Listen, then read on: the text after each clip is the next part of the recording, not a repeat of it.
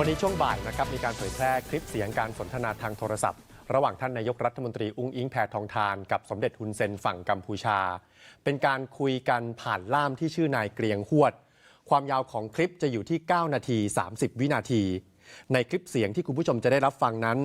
นายกรัฐมนตรีเรียกตนเองนะครับว่าหลานเรียกสมเด็จฮุนเซนว่าอังเคิลหรือลุงแล้วก็เรียกล่ามว่าพี่ฮวดคลิปเสียงนี้ถูกระบุว่าเป็นเหตุการณ์ที่คุยกันในช่วงค่ำของวันอาทิตย์ที่ผ่านมา15มิถุนายน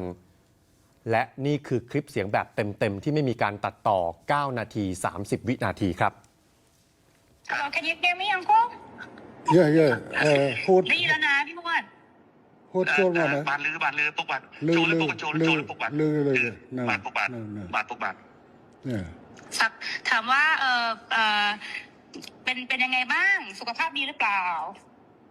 គាត់ក្មួយសុំសួរពុកមាថាមិនដែរសុខភាពល្អអត់សុខភាពមិនដែរ Ở đây đi, nó đi, xôm mò cún ngày ấy bồn ở bốc phong. สุขภาพแข็งแรงดีครับ โอเคค่ะบอกว่าวันนี้ได้คุยกับพี่มวดเรื่องชายแดนบอกว่าก็เข้าใจตรงกันว่าทั้งท่านฮុនเซนทั้งอิงก็อยากให้2ประเทศสงบสุขค่ะមិញគាត់បានទៅជែកជាមួយខ្ញុំបាទនៅសន្តាគារហើយបានឯកភាពគ្នាដោយអ្វីដែលពុកបានប្រាប់ថាចង់បានសន្តិភាពស្ថិរភាពប្រទេសទាំងពីរពុកបាទบอกว่าไม่อยากให้อังโคไปฟังคนที่เป็นฝั่งตรงข้ามกับเราเพราะว่าพอไปฟังฝั่งตรงข้ามอย่างพวกแม่ทัพภาค2เนี่ยค่ะเป็นคนของฝั่งตรงข้ามหมดเลยซึ่งพอไปฟังนั้นเสร็จก็ไม่อยากให้ท่านรู้สึกไม่ชอบใจหรือโกรธเพราะจริงๆแล้วไม่ใช่ความตั้งใจของเราเลยค่ะគាត់ថាសូមអនុញ្ញាតពីពុកថាពុកកុំឲ្យស្ដាប់សម្ដីមេតបភូមិភាគ2ហ្នឹងក៏វាជាអ្នកដែលប្រឆាំងជាមួយនឹងរដ្ឋាភិបាលថៃដែរវាជាសត្រូវដែរដល់ពុកស្ដាប់វាហើយអញ្ចឹងទៅអាចធ្វើឲ្យអារម្មណ៍ពុកខឹងបាទเพราะตอนนี้ทางนั้นน่ะเขาอยากจะดูเท่เขาก็จะพูดอะไรออกมาที่มันไม่เป็นประโยชน์ต่อประเทศชาติค่ะแต่ว่าจริงๆที่เราต้องการเนี่ยคือต้องการความสงบสุขให้เกิดขึ้นเหมือนตอนก่อนที่จะปะทะกันตรงชายแดนนะคะមេតបភូមិភាគហ្នឹងវានិយាយចង់ឲ្យលយខ្លួនវាចង់អានេះសាង rating មកវាហើយទៅធ្វើឲ្យប៉ះពាល់ដល់តំណែងប្រទេសទាំងពីរយ៉ាងធ្ងន់ធ្ងរពុកបាទដែលយើងចង់យើងប្រទេសទាំងពីរគឺចង់បានស្ថិរភាពនិងសន្តិភាពដូចអ្វីមុនព្រឹត្តិការណ៍កើតឡើងពុកបាទบอกว่าให้ท่านฮุนเซนเห็นใจหลานหน่อยเพราะว่าตอนนี้คนในประเทศไทยเขาไล่เราไปเป็นนายกที่เขมรหมดแล้วគាត់ថាគាត់សូមអនុញ្ញាតពុកថាអាណិតក្មួយផងឥឡូវនេះថៃប្រជាជនថៃពីច្រើនបានដេញហើយដេញក្មួយថាទៅនៅស្រុកខ្មែរទៅព្រោះជានាយករដ្ឋមន្ត្រីខ្មែរពុកបាទบอกว่าจริงๆแล้วถ้าท่านอยากได้อะไรก็ให้ท่านบอกมาได้เลยค่ะเดี๋ยวจะดูจัดการให้អញ្ចឹងបើពុកចង់បានអ្វីពុកអាចមានប្រសាសន៍ទៅគាត់នឹងរៀបចំធ្វើការងារនឹងបន្តជូនពុកតែម្ដងឥឡូវបញ្ហាដែលខាងនេះចង់បានគឺធ្វើម៉េចឲ្យណែច្រកព្រំដែនទាំងអស់ត្រូវបើកឡើងវិញជាប្រក្រតីអាហ្នឹងគឺថាការចង់បានខាងនេះគឺតែប៉ុណ្ណឹងនឹងជំហានទី1ขั้นตอนที่1อยากให้ชายแดนเปิดปกติเหมือนก่อนเกิดเหตุครับโอเคค่ะตรงกันព្រោះបញ្ហាហ្នឹងដូចគ្នាយល់ដូចគ្នាបញ្ហានេះគឺខាងកម្ពុជាជាអ្នកដើរក្រោយទេតើតែខាងថៃបិទដែងដកយកបំរាមដែងបិទព្រំដែនបិទច្រកព្រំដែននេះចេញជាមុនបានកម្ពុជាចាប់ផ្ដើមអនុវត្តតាមក្រោយจริงๆเหตุการณ์เรื่องปิดชายแดนเนี่ยฝ่ายไทยเป็นคนเริ่มก่อนฉะนั้นถ้าฝ่ายไทยเนี่ยถอนคำสั่งกัมพูชาก็ตามเลยเปิดปกติរឿងនេះគឺកម្ពុជាមិនអាចធ្វើឲ្យមុនបានទេដោយសារកម្ពុជាបានខកចិត្តម្ដងហើយដោយសារកែសម្រួលកម្លាំងនៅមុំ3ប៉ុន្តែហើយថាឲ្យមានប្រក្រតីនៅតាមព្រំដែនប៉ុន្តែទីចុងបំផុតបែរជាខាងយោធាថៃនៅតែផ្កើននៅបន្តស្ថានភាពបិទទល់ដែនបិទច្រកដដែលក៏ ราะว่าเราก็มีความผิดหวังเรื่องหนึ่งแล้วที่การมีปัญหากันที่ชองบกเราก็พยายามตามที่ฝ่ายไทยต้องการ แล้วก็การต้องการนี่เราก็บอกว่าโอเคดังนั้นเราก็ทำตามนะแต่ว่าขอให้สถานการณ์เข้าภาวะปกติ แต่ว่าเราถอยแล้วเราถอนแล้วเราปรับกำลังแล้วแต่ฝั่งไทยยังเอาเรื่องด่านเนี่ยมากดดันอีก ហើយលើនេះគឺខាងកម្ពុជាគឺស្នើចេះឲ្យថៃបើកច្រកទាំងអស់ឲ្យបានមុនហើយបន្តទៅកម្ពុជាយូរបំផុត5ម៉ោងគឺកម្ពុជាអាចដកបទបញ្ជាទាំងឡាយដែលហាមឃាត់ការដឹកទំនិញផ្លែឈើបន្លែចូលកម្ពុជាគឺថានឹងដកបទបញ្ជានឹងចេញ ฉะนั้นท่านสมเด็จอยากให้ท่านนายกช่วยให้ฝั่งไทยเนี่ยถอนเรื่องการปิดด่านถ้าถอนปุ๊บฝ่ายกัมพูชาจะถอนเรื่องการห้ามสินค้าเกษตรนำเข้าอะไรทุกอย่างก็ถอน คือตอนนี้ค่ะ คือ ตอนนี้พี่หวดคือรัฐบาลโดนโจมตีหนักมากนะคะ เพราะว่าพอตอนที่ท่านสมเด็จออกมาพูดกับท่านฮุนมาเนตอะที่บอกว่าจะตัดน้ำตัดไฟอะไรอย่างเงี้ยค่ะคืออันนั้นต้องขอโทษด้วยเพราะจริงๆอะต่างประเทศอะเขาแค่รายงานขั้นตอนว่าถ้าเกิดเหตุการณ์ต่อไปประเทศไทยจะทำยังไง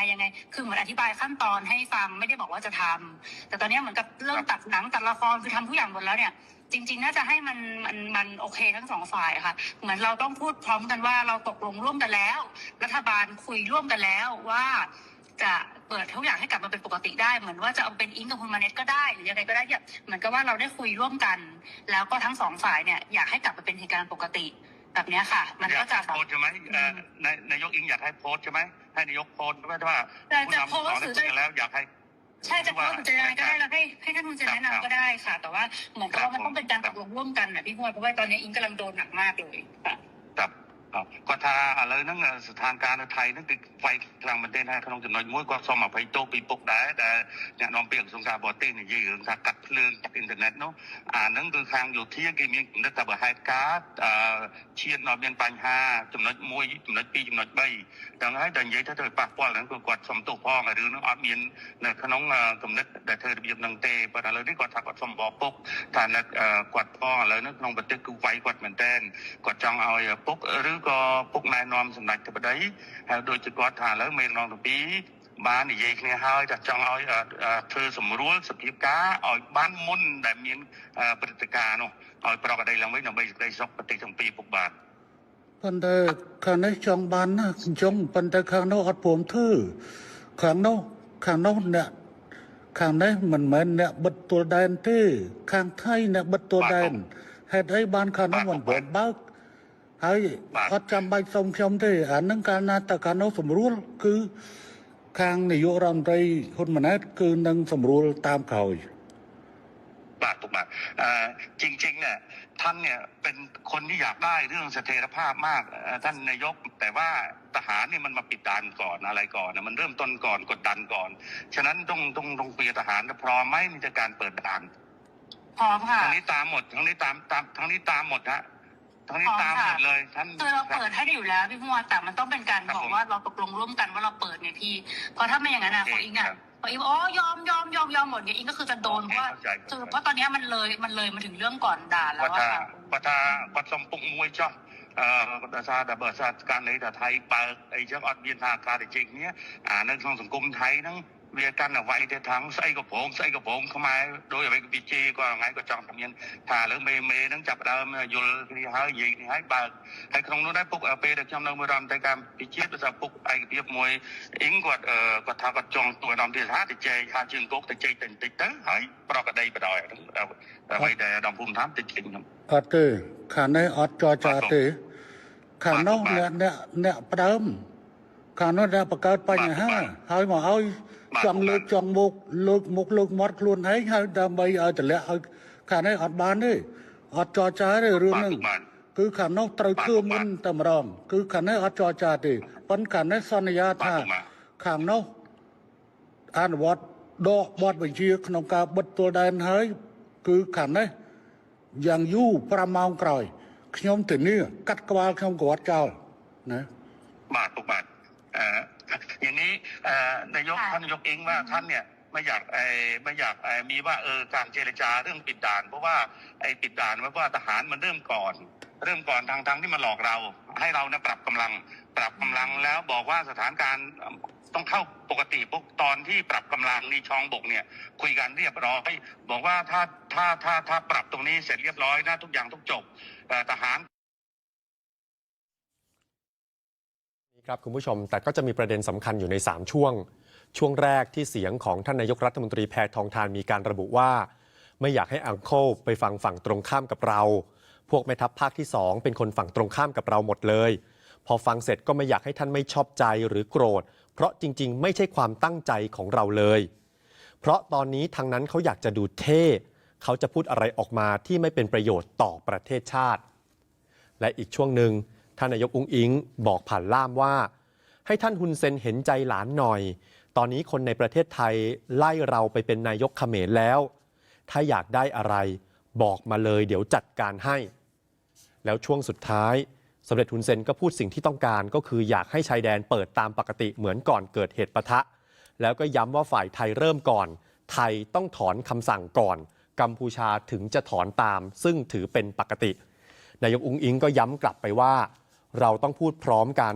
เราต้องตกลงพร้อมกันว่ารัฐบาลคุยร่วมกันแล้ว